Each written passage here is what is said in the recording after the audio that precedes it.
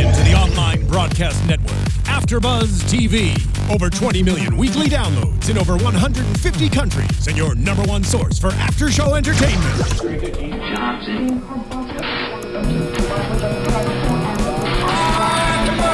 AFTERBUZZ TV, the destination for TV superfans. Producing after shows for over 300 of your favorite TV shows. Interviewing celebrities and showrunners. And bringing you behind-the-scenes exclusives. All thanks to E! Entertainment's Maria Menounos, producer Kevin Undergaro, and internet leader Akamai. Now, let the buzz begin!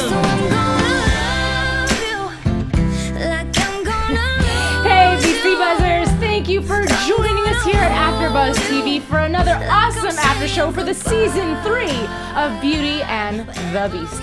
I'm Alikona Bradford, and joining me today, my co-host is back. I'm back, guys. Hey, it's Janeisha, and of course, you guys can follow me on Instagram and Twitter at Janeisha_MissVI. Yes, that's right. And for those of you who are podcasters, don't forget that you can watch us live on YouTube because we now stream live. And those of you that are participating, you can still be our co-host this evening by hashtagging ABDVBATB and then, of course, tweeting it at us. You have our Twitter handle. Mine is BoysAndBeauty01, which, of course, I'll explain later. But in the meantime, let's get into the show. Yes.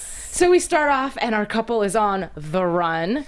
And, okay, random, but I'm all, oh, Kat looks cute. I know you guys are, running from death, but you look really good, girl. And she has these curls and her hair all bouncy. I just liked her shirt.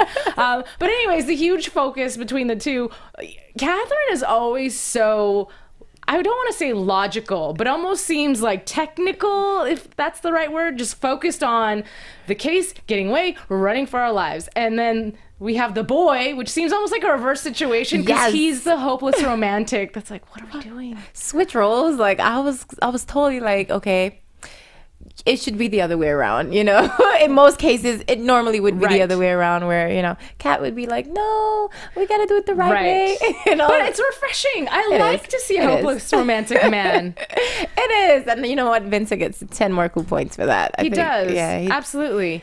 He is all about the magic. Yes, and the moments and being able to look back and remember these great times that they have. And I think it's cute. I think a lot of guys could learn from Vincent. Yeah. I agree. I was actually getting really frustrated with Catherine, to be honest with you, because even from the get-go, before we found out what the plan was going to become, she was already quick to say, hey, Vince, I'm ready. Let's just get married. These last few episodes, that's all she's like, come on. And it's like, girl, he loves you. He's not going anywhere. So let's make it right. Let's have a wonderful time. I understand that you want to marry me in the event that something happens and we die. I want to die your wife. That just doesn't sound romantic to me at all. No, I agree. But at the same time, she seems like she's just kind of like frantic, like, okay, we have to do this now because we don't know if we're going to live to see tomorrow. So let's get it done. But at the same time, I'm happy that Vincent is there to kind of just like bring her back. Like, listen, we're not just getting married to get married. Like, we want to get married to have that moment. And so, it's refreshing, like you said, to see him be the softer side and be the hopeless romantic in the relationship. So. But I think is really ironic about that is when her and Vincent are having an argument, she says, it's just a piece of paper. Okay, but at the same time, you're treating it like it's more than that because you need this paper. You need it. Yeah. Do you know what I mean? Like, it seems contradictory because she's treating it like such a casual thing that she just needs, but without the romance. But I don't know. Do you think that maybe she just kind of feels like they're never going to get married? So it's like, you know what? Let's just do it. But it shouldn't be this is just for the hell of it. We just need to get it done. It's not a task that you just get done. You cross it off your laundry list. Yeah, no. Like Vince said, it is a very special moment. You treasure it. You plan it. The whole fun of it is the process and then enjoying that process on that day. Well, I mean, let's bring it back to a previous episode. She's never been that girl to plan the wedding and want to go through all the details. She's always throwing it on her sister Heather to plan the wedding. So I guess it's just for her. It's like she feels like they're gonna be together. We're gonna be together. Let's just sign the paper. That's not the point. Let's just be married, But I couldn't do it. So no. I feel like it's some sort of. I mean, there's different ways you can look at it. And I'm sure everybody has their own opinion on weddings and marriage and what have you. But I feel like it's some sort of emotional thing that's going on that maybe will surface later on that we might see, but I definitely think it's some type of defense mechanism. I think so too. I guess they'll reveal it a little bit more. I don't know. We'll see. Yeah, most likely. Anyhow, so while they're having this whole conversation at the beginning of the show, obviously JT gets called up because he's the man with JT. the plan. Yeah, and he's obviously hot on the trails for this laboratory with only 200. Only 200 labs. Out of 201 or something. Right. But it was a little thrown off at first with all these detectives in his house because I thought, why are you what's going on here? But let's just talk about JT and Tess. Why don't we just talk about it? It's a big deal. We're obviously really upset. I'm upset. Yeah, I am too. Oh, I'm so upset. I'm upset because I understand JT is really into what goes on in Vincent and Catherine's life. Maybe a little too much. But he's so key in the situation. And I think he views the situation as it's not it's not permanent. Yeah. This is temporary. And the sooner we nip it in the bud, the sooner everybody's out of danger, we can just live life. Yeah, but the problem here is, and I think Tess is the only one that kind of brings light to this, is that everyone's so focused on, the beast activities, the experiments, and all of this crazy stuff for forever now, that there's other things going on in life, and they're like missing out on so much, and so Tess is like, this is not the only thing that's important. Okay, I'm gonna rebuttal and just say it's not like a little casual drama is going on. True. It's these people are going to kill our best friends, and I would think that your best friends would be a priority. Second to your job, I get it. Your job is important, and it does seem like her job is getting thrown at the wayside episode after episode. She's being put in a bad position, and it's hard for her to separate herself professionally from her friends. Yeah, which is understandable. And now your boyfriend's involved. Yeah, I don't know. That's how I feel. I feel like she got a little dramatic. I think too. Tess is kind of always being put on the back burner too. Her, like, what she's going through, and they kind of downplay what's important to her. So I guess she kind of feels like, well, is Kat and Vincent's lives and what's going on with them the only thing that matters? Like, this is important to me too. And especially talking to your boyfriend, like, he should be a little more aware as to what his girlfriend's going through, and like just pay a little more attention to that, rather than being so involved in Vincent and Kat's life. But like you said, your friends might die. Yeah. Put it this way. If JT was not so adamant about protecting his friends, his friends would indeed be dead. They'd be gone. They'd be gone. Then how guilty would you have felt, Tess? And I don't think their relationship would, she would have felt like a big butthole. Yeah, I agree. But, at the same time, she's looking like a butthole because every time she tries to protect somebody, everyone's sending their protection away. Yeah, what was up with that? Like, okay, JT, slightly understandable. Heather, irrational. Just Heather's a mess. Heather's always been a love-hate thing for me. Yeah. I love her. She doesn't mean anything by the things that she does, but sometimes I just want to smack the out of her. Get it together. Like, did you not like? She doesn't pay attention. She kind of comes off a little clueless to me in most cases. So She does. But she's still a sweetheart, though. Yeah, I just wish she knew when to stop. Yeah. Okay, I get it. Okay, first of all, let's talk about Heather. Let's talk about the fact that she showed up at a job interview with her cell phone on, by the way. Thank you. Why is it on? Thank you. None of that would have happened if her cell phone was off. I agree. Because this is what I feel like. The job was going south anyway, right? I don't know if Juliana really, truly knew who she was. I think Juliana had a good guess, and obviously having cops follow you is a good hint. But the fact that Heather walked out on the phone and she's saying, Cat, blah, blah, blah. Vincent. Cat, Vincent. And on top of that, Heather has the audacity to blame Catherine and say, the reason I didn't get the job is because you're texting me. No, woman, the reason you didn't get the job is because your phone was on. I was like, really? Turn it off. And then, like, you decline the call and you're getting turn your phone off and put it on vibrate. Like, if a call came in while I was at an interview, first of all, I'd be like, oh, I'm so embarrassed, my phone's on. But I would turn it off immediately, or at least put it on silent, But she kind of just was all over the place. Yeah. But I mean, her having that conversation so loudly is what confirmed Juliana's, I'm making this up, this is my theory, but I think it confirmed Juliana's suspicions that, is this the right girl? I think, it sure is. Hey, guess what, you're hired. Hey, yeah, come on board. Let's do this. Let's smack you up a little bit. Right. I don't know. I just she's not really aware of her surroundings. She didn't even notice the guy coming off the elevator. I was just like, how do you not see that? Well, first of all, he just looks like a super assassin to me. So if I see this weirdo come off the elevator, I would probably come up or talk a little softer. Right. She was talking so loud and putting all her sister's business out there. Thank you. So I don't know. And even so, would you, after not getting a job, still be in the lobby, cursing somebody out? No, it's time to go home. Exactly. Get out. Get out. Oh, Heather. She's so sweet though. Yeah. And she was really quick to give up the business too. Yeah, I mean, she's kind of like okay.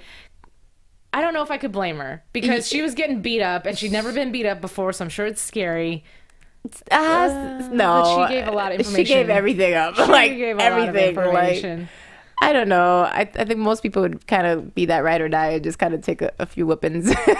You know, it's funny now that we are on that topic because one of our co-hosts at Billie Jean Girl 18 says, if you were Heather, would you have told Catherine and Vincent's secret to the bad guys or keep your mouth shut? I would have kept my mouth shut as long as I could. Kept my mouth shut. Only for the mere reason it's not your everyday secret, right? It's not like, yeah, you know what? They stole money from the bank, which is still a big deal, but they stole money. He's superhuman and he's a beast. And coming out of my mouth, that just sounds wrong anyway, so I'm just going to keep it right in there. But I kind of feel like she says things without necessarily knowing she's saying it, because for instance when she was like, why are your sister Juliana was like, why is your sister and Vincent looking for me, and she was like, wait, you're the ones that they're looking for? She just kind of like, that's true. Yeah, so confirms things without realizing she's confirming things. Yeah, like zip it. Don't be a snitch. Regardless of what, you kind of just have to like be the one, take a few beatings for the team, and hope for the best. Right. But she's a soft one, so I expected that. I would say, what did you think about Catherine's whole plan? Her whole plan to go to the Niagara Falls? For the first time, I felt like Kat's plan was all over the place, and I guess because she was kind of making it up as she went along. Okay. I thought the plan of them luring the assassin out was kind of cool, but I didn't really understand how they were planning to get him or hurt him or whatever. But I guess maybe they felt he didn't necessarily see him beast out, so maybe he could keep up with the beasting. I don't know. But even Vincent made a point. Well, it was a joke, but how Catherine was like, he's bulletproof. Got me there. Yes, that's what I'm saying. Like, why would you? And I think Vincent even called her out on that plan too, because he was like, okay, so we go there, we pretend get married, and then what? Yeah, we let them catch us, because at least we know they're not trying to kill us now. No, but that's what I'm saying, because prior to that, she didn't know that they weren't planning to kill them. They originally thought that he was trying to kill them. True, till they saw in the video. Yeah, so then why would you what was your plan, your game plan? You were gonna go out there and then do what? He's obviously stronger than Vincent. At least until JT gave him that super boost, which was like, okay, he can kill anybody after that. Yeah, well, here's the thing though, we don't know that. Like, he's been able to fight pretty good with some of these superhumans, but he definitely gets tattered around quite a bit before that happens, and he doesn't know if he will meet his match. Yeah, I agree, and I feel like this particular assassin was really, really fast and strong, and like a lot stronger than Vincent to me. Yeah. Well, being able to take a few bullets, I mean, that is pretty strong. I agree. And even to the point where when Vincent was getting beat up, it's so not fair, because at that point he's still human. Like when he was tied up and getting literally kicked the stuff out of him. Yeah. But yeah, that was a very, very sad moment for me. Yeah, I mean, he was still kind of asleep too. That's so unfair. Is that what I felt? Well, I just felt like, okay, when he said his whole "I love you, Catherine," I felt like he was just giving up, but maybe that was him just being intoxicated by whatever he got shot with. I don't know. Drank. Oh, I don't know. I mean, at the end of the day, I'm pretty sure like fighting, it takes a toll on this guy. Like he's just expected to be like this miracle beast, and that's how Catherine treats him though. She treats him like he's not a toy, but she can just like push it on. Yep. Yeah, switch the button whenever. It'd be really handy for you to be a beast today. I think I'm gonna let you beast out. No, today's not a good day. You'll lose your humanity. Let's put it away. Speaking of losing humanity, can we please talk about that? Let's talk about it. Kat, she nearly lost it tonight. Talk about built up frustration just taken out on one person. Which, by the way, she kind of deserved it, but no, she did, absolutely. And I know this is so sad and like messed up for me to say, but at the end of the show, when the woman Juliana was in the hospital bed, and you see her, I went, ooh, dang, Gina, your face is plump. I was like, whoa, Kat kind of went ham on that. She was just like, Oh, goodness. And this is for not being able to get married. And this is because of my sister. And like, she just lost it. But you know what? For once, now she knows what it feels like to be Vincent. She was almost there. I think one more blow would have been it. And the look on Vincent's face, too. Serious. Whoa. At the same time, partially, damn, my woman's a badass. Yeah. I mean, we all knew it, but tonight was like real, like a confirmation. Or, you know, we basically saw that. Like she gets down. Yeah. I will say this though. Did you notice that Heather happened to be that voice of reason tonight? Like, no, Kat. Like, don't do it. Yeah. That's enough. I was like, oh, this is cute. Yeah. Yeah. Anyways, well, you know, I know we're in the middle of a hot moment, but for 2 seconds, I want to take the time to give a word to our sponsors. So the reason we are able to give you these really awesome podcasts and YouTube shows is because we have fantastic sponsors like Next Issue. So I'm going to show you on this fancy iPad, which I did not have last episode. But basically what you do is you get a subscription and you have access. It's a low fee, and then you have access to all these different genres of magazines. So if you're into magazines that are from one subject to the next subject all over the place, and you don't want to have a cajillion A, magazines in your house, and B, have to pay a billion times over just to have access to these things, you just get this app. And the cool thing about it too is that you get it the day the issue comes out. So you just roll out of bed. You don't have to go to the store. You're just like, oh, it's on my iPad.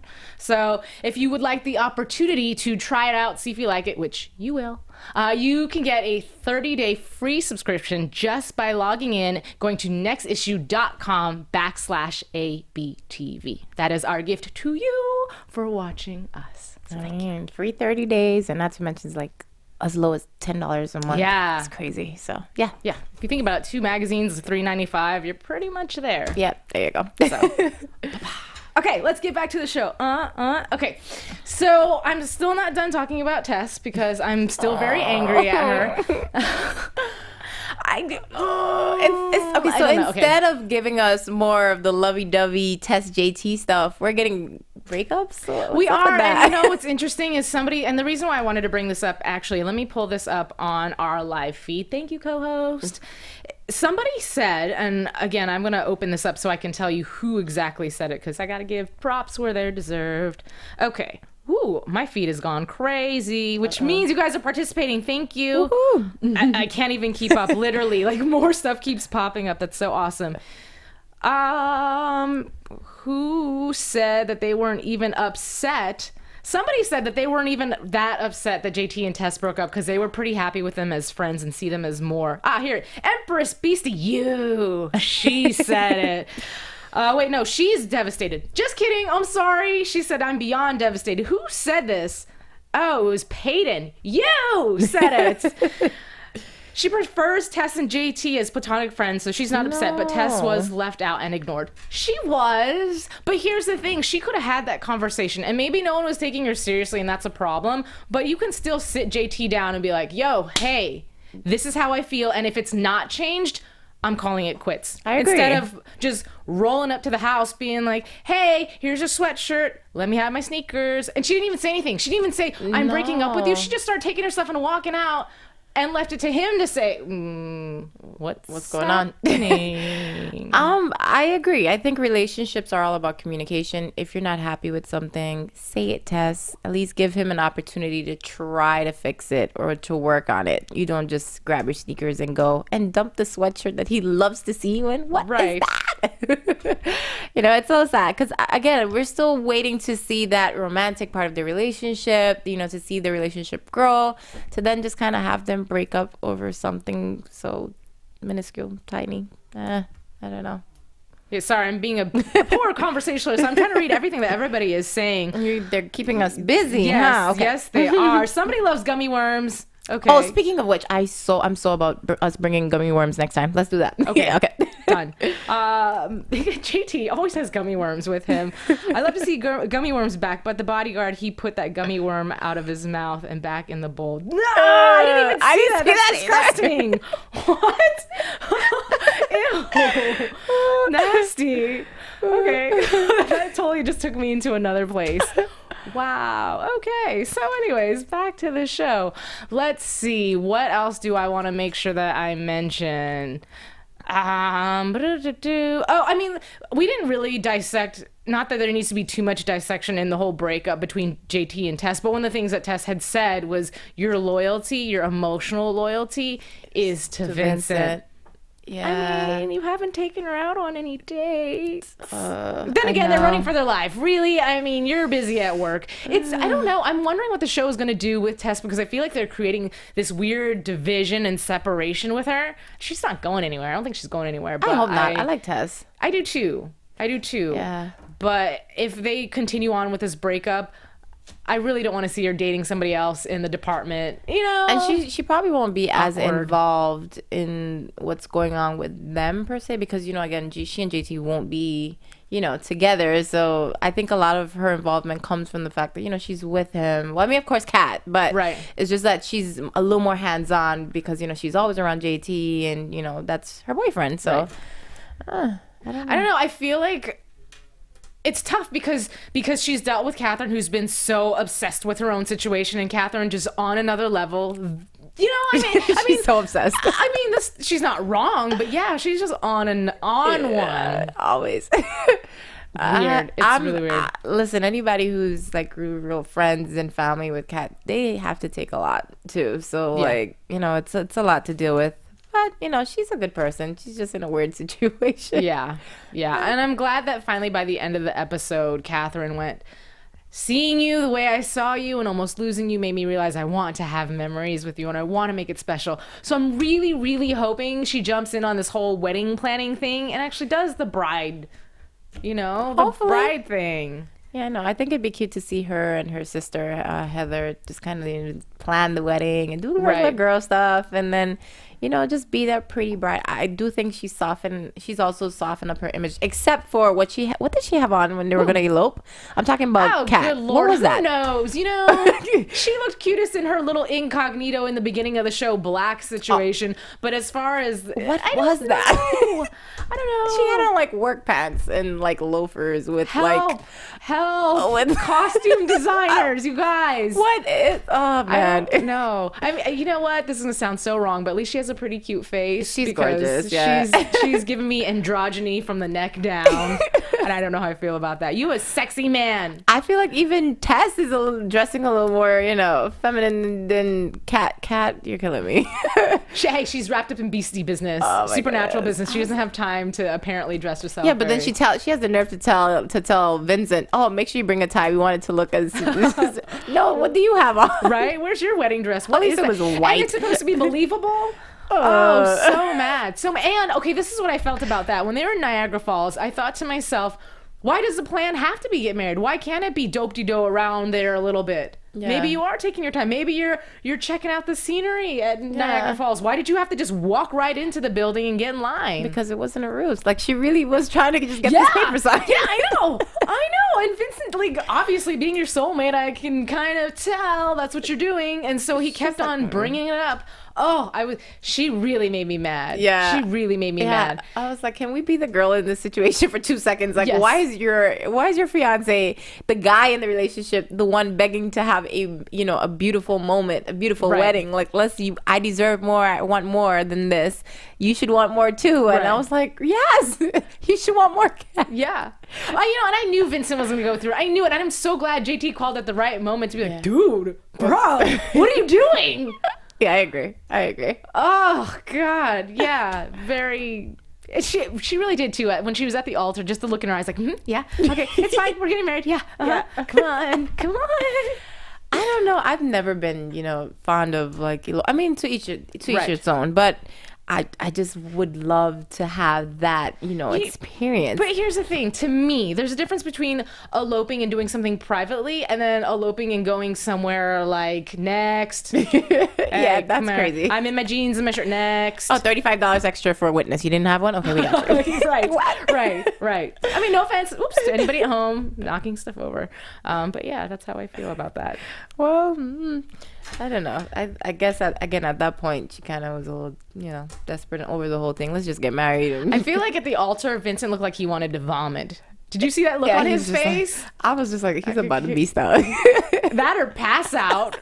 Just like, oh, I can't handle this anymore. And then I thought, are you going to still want to marry her? Because I feel like you guys are on two totally different pages. I agree. To the point where he might turn real girly and say, you know what?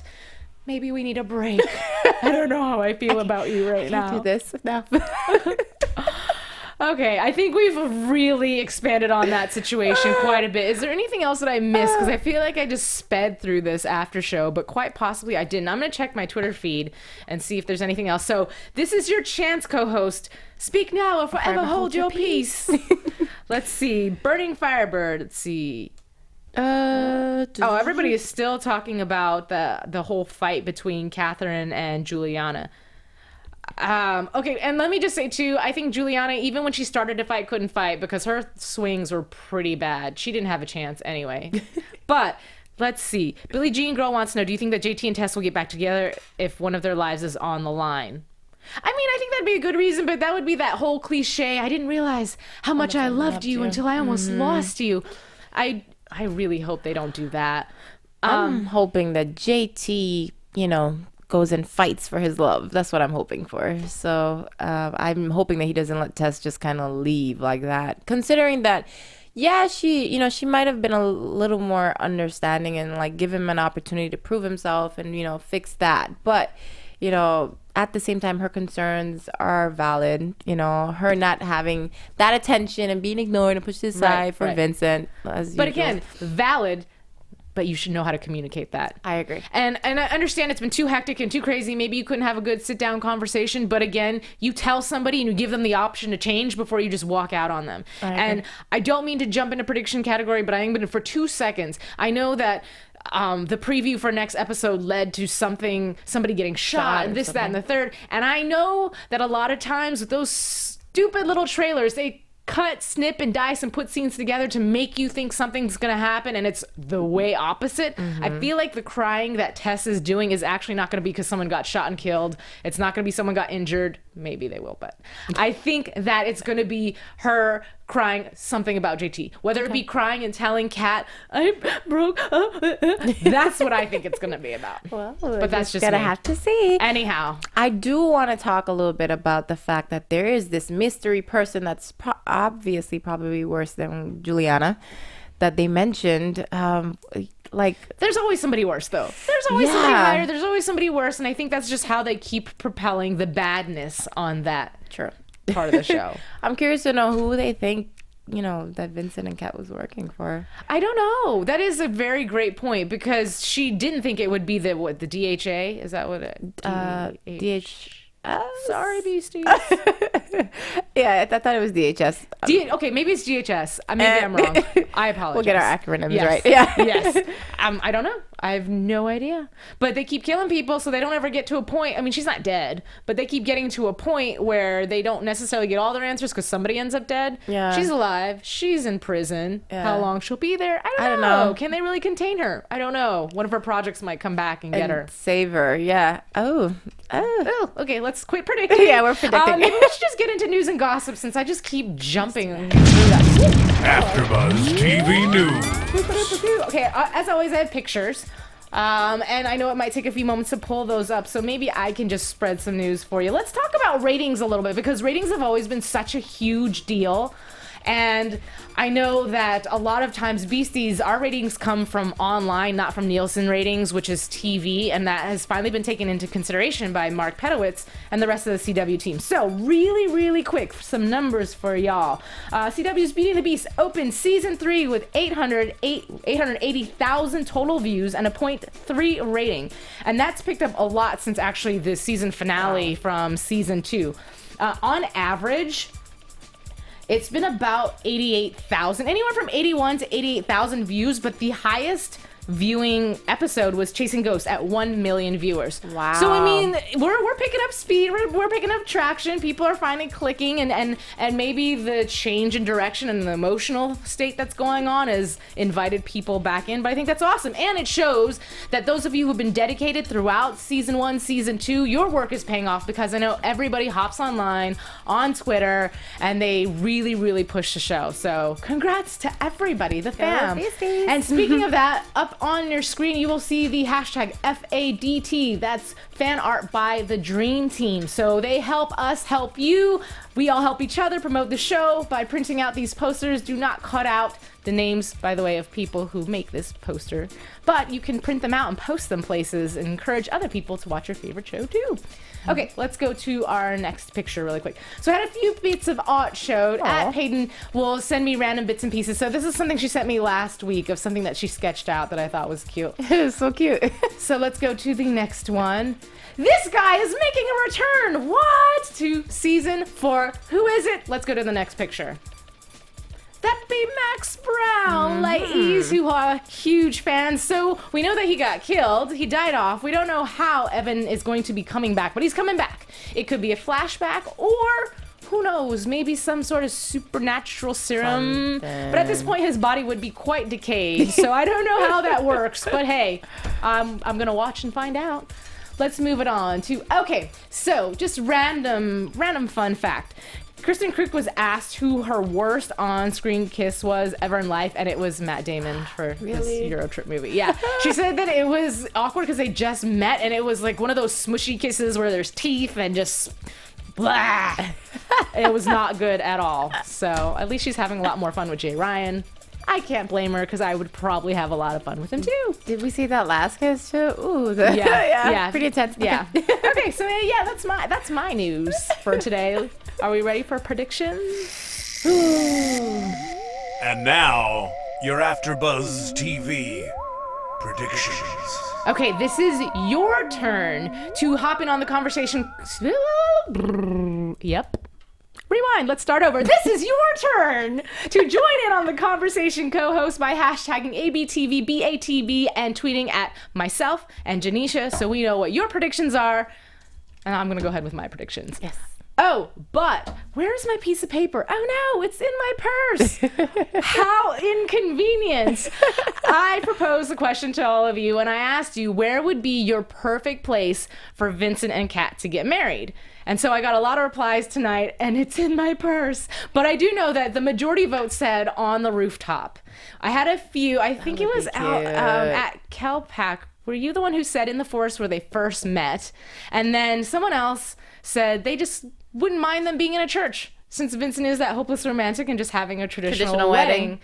I would love them to be somewhere in the Amazon at the top of a waterfall. And when they say I do, they jump off because they're taking the plunge. Oh, top that. No, I'm just kidding. I think you're talking about your one. No, yeah. Anyways, really quick before you give a prediction, where would you like to see their wedding? Honestly, if the rooftop was a little bigger, probably the rooftop. Just because I think that they have so many moments there. It's such an intimate setting, but I think it's a little too tiny for a wedding for them. That's just my opinion. But then again, they don't have too many family and friends, so that is true. Might work. It could. All right, let's go into our predictions. Okay. Do you want to go? Oh, you go first. Yeah. Oh, wait. Paper, rock, scissors. Ready? Okay. 1, 2, 3.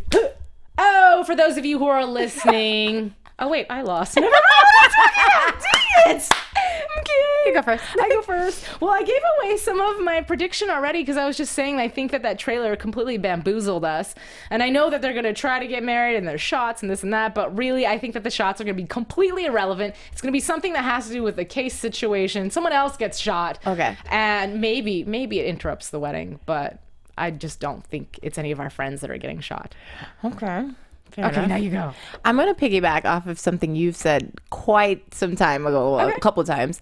I think that Heather's hubby might come into play. He might be the person that, is in charge. Kind of, sort of. I don't know. I just have a strange feeling that Heather's a little more involved than she kind of, shows. But not her per se, but, the person that she was with. I don't know if that kind of makes sense. But that makes sense. Yeah. Because she just kind of always ends up, she's Kat's sister, but I just kind of feel like she ends up a little more involved. And then she was so curious this last episode, too, about what was going on with Vincent and the drugs and so forth. So I think, we'll see. All right. So predictions from our co-host at Billie Jean Girl 18. I predict that someone will either die or get hurt in the next episode, and it might be JT or maybe Vincent. No, I don't think Vincent. I don't think JT's gonna die. You don't think so? No, he's out shooting season 4. Okay, so yeah. Just saying. Okay.